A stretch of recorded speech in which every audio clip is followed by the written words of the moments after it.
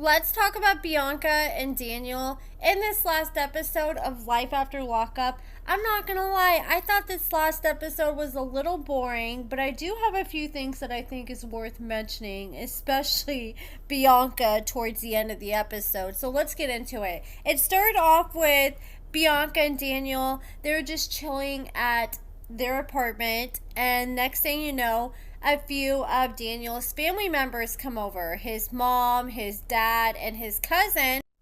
Daniel's parents had to travel from out of state to come visit him, so it's not like they're going to be able to see him anytime soon after they're done with this trip. So they really wanted to have some one-on-one time with Daniel. And plus, Daniel needs to go clothing shopping and get a few things. So they decided to go out.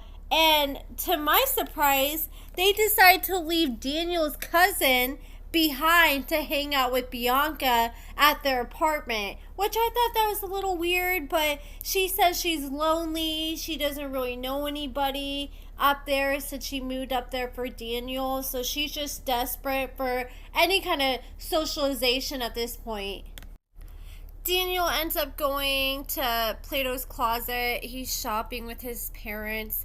And while him and his mom are looking at some clothes, he decides to spill the tea to his mother that he decided to jizz in Bianca the night before, and she has yet to take any sort of plan B. And the mom just kind of said what I've been thinking this whole time, that Bianca needs to get on some kind of contraceptive so they can protect themselves long term. The dad didn't even know what to say about Daniel's decisions to get off on this girl day one.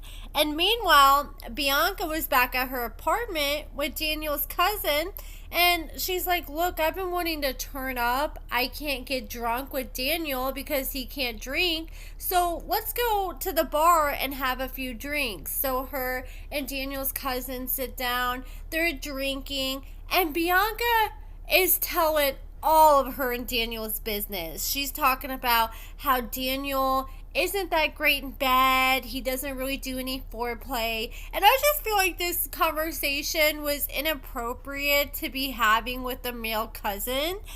Especially like if this is like one of the first times you're hanging out with them one-on-one. That was just weird to me. And then she was talking about how Daniel got off in her, and she was talking about how she's ready for a baby, but Daniel wants her to take a plan B. And the cousin called her out. He's like, so you're just trying to trap him with a baby, even though he has clearly said that he's not ready? And it just seems like Bianca really isn't thinking about anybody else or what anybody else wants except herself. And then the cousin was trying to talk some sense into her, like, look, you and Daniel don't even know each other. You guys just moved in with each other. He's not even working, and babies are expensive. And Bianca's like, well, we got 9 months to prepare. I think that's the most we're ever going to see Bianca try to look into the future. But even then, I don't think she's really sitting down and thinking about how big of a decision this really is and everything that comes along with it. She's just blinded by cute little babies, but she's not thinking about the late nights and how expensive it is and what's going to happen if her and Daniel don't even work out and she's stuck being a single mother raising this kid all by herself. And she loves drinking, so she's also going to have to be willing to not drink for 9 months. Bianca was not holding back while she was sitting at the bar. She was downing one shot after another, and they were getting drunk pretty fast. And she's like, yeah, I got money. It's no problem. But the thing is, she does not know how expensive a child is. And what are you going to do when all that money's gone? Plus, you just said that Daniel's not even good in bed. He doesn't do any foreplay. And now you're rushing to have a baby by the man?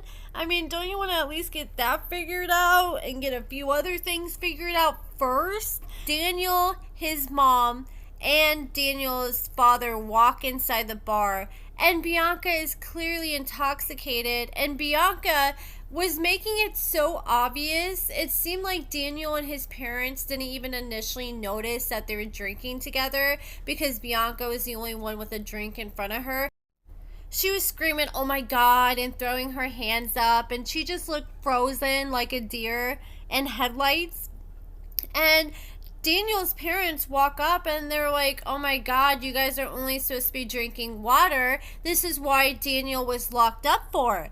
And Daniel was like, "Have you seriously been drinking?" And Bianca was like, "Don't put me on the spot." And it was so obvious she was wasted. She was slurring her words. She was all over the place. And even the cousin was obviously wasted. He couldn't even stand straight in his confessional. And Daniel said, "Look, I'm not mad at you," talking to his cousin, because his cousin never made any deals with him that he wouldn't drink. But Bianca promised him that she would not drink. And when Daniel said that, Bianca, in front of Daniel's parents, said, "Oh no, you are not going to tell me that I cannot effing drink." And I'm like, this disrespectful heifer. If that doesn't tell you that she'll choose alcohol over Daniel, then I don't know what will. And I forgot to mention that while she was out getting drunk, he was back at Plato's Closet buying himself some clothes, and he got himself a promise ring that he plans to give to Bianca because he wants to promise to be faithful and spend the rest of his life with this girl. And right after doing that, he literally walks into this, and I would be wanting to wait before giving her that after seeing this kind of behavior. But she pretty much told him, "You're not gonna tell me that I can't effing drink." And Daniel was like, "Clearly, obviously you're not listening to me." And he said, "Look, I felt like maybe it would bother me, but I had no idea it would bother me this much." And he communicated that he was very triggered and very upset. He did not like seeing her in this state. And she's just like giggling, laughing, thinking it's all a joke. And she's being very sloppy because she's very intoxicated. And yeah, it's not just the fact that you decided to drink, but you got like drunk out here, and was like pretty much just rubbing it on his face. And you know, being a sober person, it's never fun to deal with somebody that's that drunk, especially in front of his parents too. And if you're going out with his male cousin, you would at least want to like have some kind of control. And then even after all that, she can't even walk in a straight line. She's all over the place. And then she insists on getting her car keys and driving herself home after she literally was injured very severely from a drunk driver, and she's potentially putting someone else in that position. Oh, and I forgot to mention the part where Daniel asked her to come outside to talk to him, and he brings her outside, and he's telling her how much it bothers him that she smells like alcohol and how triggered he is.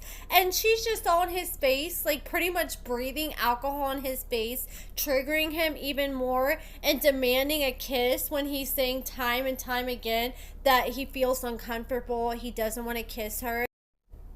He tells her, "Oh, you know, this triggers me when you try to kiss me." And then she does it like 10 times worse. And she's just not respecting him whatsoever. And thank God for Daniel's mother, because she was willing to give Bianca and Daniel a ride home.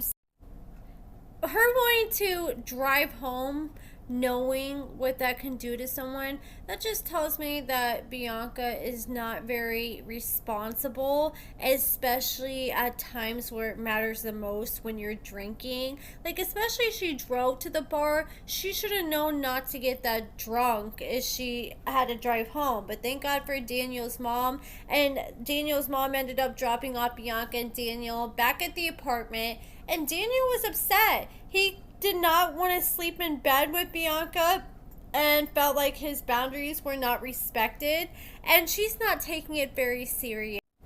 To me, her behavior this episode just showed her lack of understanding and support for Daniel's journey, and she really has to start taking this more serious in the future if she wants to have a long-lasting relationship with Daniel. It seems like she isn't being very mindful of Daniel's feelings and his commitment to his sobriety. And I give credit to Daniel for being able to communicate his feelings and let her know his boundaries, and so there's no question about how he feels about it in the future. But that's it for this video, guys. Let me know what you guys think about everything in the comments below. Give this video a thumbs up, subscribe, and thank you so much for watching.